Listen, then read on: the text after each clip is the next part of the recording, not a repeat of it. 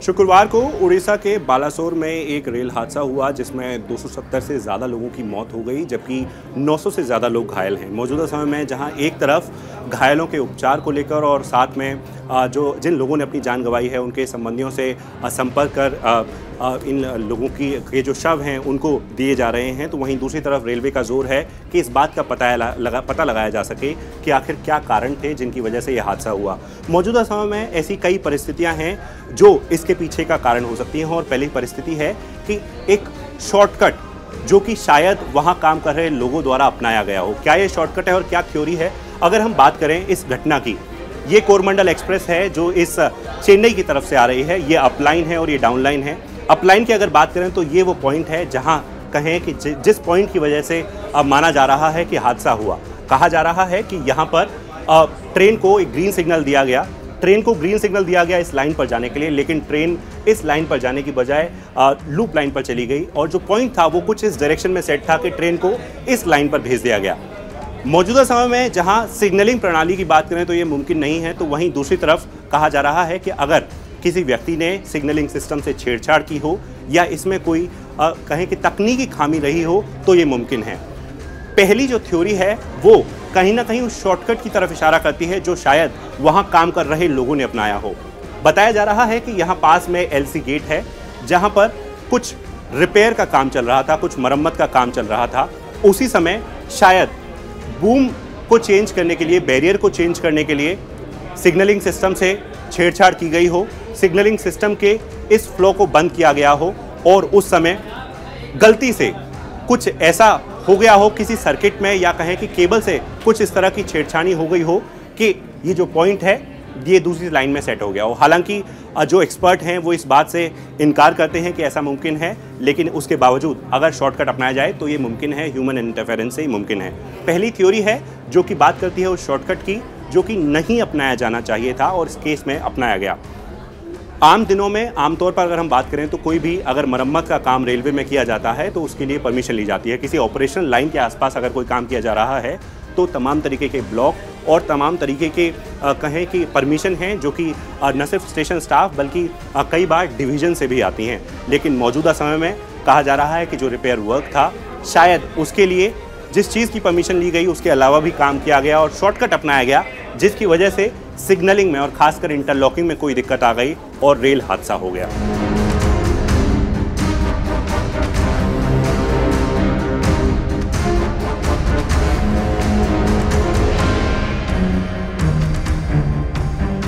दूसरी जो परिस्थिति है वो जानबूझकर की गई छेड़खानी की ओर इशारा करती है। दरअसल मौजूदा समय में जब हम सिग्नल की बात कर रहे हैं और ये भी कह रहे हैं कि ऐसा मुमकिन नहीं है कि किसी और लाइन के लिए सिग्नल दिया गया हो और पॉइंट किसी और लाइन के लिए सेट किया गया हो, क्योंकि स्टेशन मास्टर यहाँ तक कि स्टेशन स्टाफ के पास एक पूरा पैनल होता है इलेक्ट्रॉनिक इंटरलॉकिंग सिस्टम में, जो इस बात की ओर इशारा करता है कि कौन सी लाइन खाली है, कौन सी लाइन के लिए सिग्नल दिया जा सकता है। साथ ही जहाँ हम सिग्नल की बात करते हैं तो सिग्नलिंग ग्रीन और रेड सिग्नल देने से पहले कई शर्तें होती हैं जिनका कई लॉजिक, यहाँ तक कहें कि कंप्यूटर लैंग्वेज की अगर बात करें तो उस ज़ुबान में कहें कि कई लॉजिक होते हैं जिनको फुलफ़िल करना होता है, जिनको पूरा करना होता है, और उसके बाद ही आप कहें कि ग्रीन या रेड सिग्नल दे सकते हैं। जहाँ तक जानबूझकर की गई छेड़छाड़ी की बात है तो ऐसा हो सकता है कि रेलवे स्टाफ या तो रेलवे स्टाफ में से कोई या कोई बाहरी व्यक्ति ने इस सिग्नलिंग सिस्टम से छेड़खानी की हो और उसके बाद ये हादसा हो गया हो।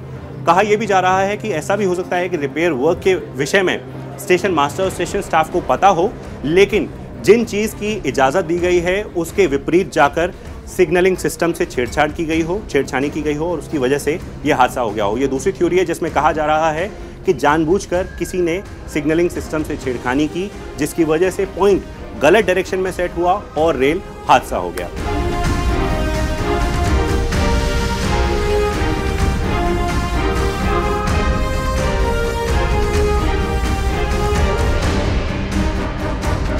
तीसरी थ्योरी या कहें कि तीसरी परिस्थिति यहाँ पर सिस्टम फ्लॉ की बात करती है, किसी तकनीकी खामी की ओर इशारा करती है। ऐसा मुमकिन है कि शायद सिस्टम में कोई तकनीकी खामी रही हो जिसकी वजह से आम दिनों में या आम तौर पर जो चीज़ मुमकिन नहीं है वो इस दिन मुमकिन थी, यानी किसी और लाइन का सिग्नल और किसी और लाइन पर पॉइंट सेट।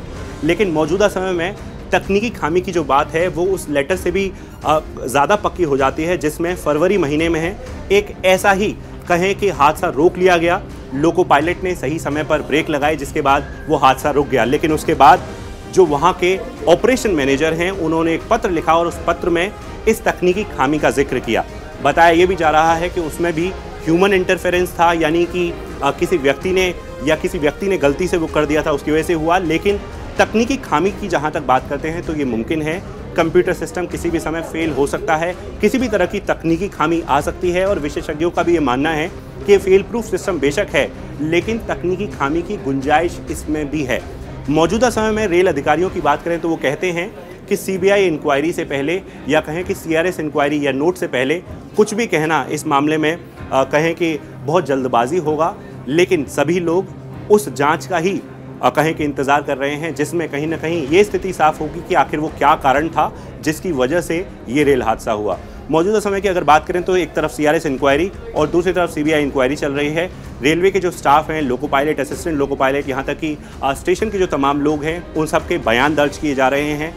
उन सब से उनके डॉक्यूमेंट लिए जा रहे हैं, डॉक्यूमेंटल प्रूफ जो होते हैं वो लिए जा रहे हैं। और उसके बाद कहीं ना कहीं जो सीआरएस हैं वो इस कंक्लूजन पर पहुंचेंगे कि वाकई इस मामले में क्या हुआ। क्या सिग्नलिंग और टेलीकॉम डिपार्टमेंट की इसमें गलती थी? क्या रेलवे का कोई कहें कि व्यक्ति, कोई कर्मी इसमें शामिल था?